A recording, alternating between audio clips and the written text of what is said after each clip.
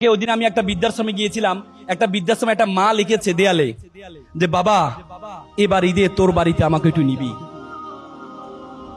বাবা এবার ঈদে তোর বাড়িতে আমাকে একটু নিবি। কত ভয়ঙ্কর একটা বাক্য ব্যবহার করেছে, এবার ঈদে তোর বাড়িতে আমাকে একটু নিবি।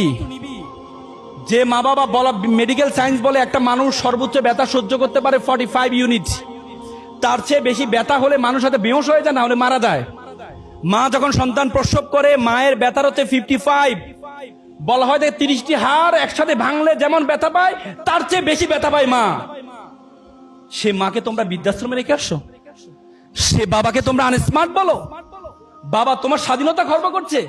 একটা বাবা একটা ছেলে ঘুরে উড়াচ্ছিল, একটা বাবা একটা ছেলে ঘুরে উড়াচ্ছিল। ছেলে জিজ্ঞেস করলো, আচ্ছা বাবা ঘুড়িটা কি কি কারণে উঠছে? বাবা বলে ঘুড়িটা সুতার কারণে উঠছে। ছেলে বলে বাবা আমি দেখছি সুতা ঘুড়িকে টানছে, আর তুমি বলো সুতার কারণে উঠছে। পরে যে বাবা তাকে বোঝানোর জন্য সুতাটা ছিঁড়ে দেয়। পরে দেখা গেল একটু পরে ঘুড়িটা লাফঝাপ করে নিচে পড়ে যায়।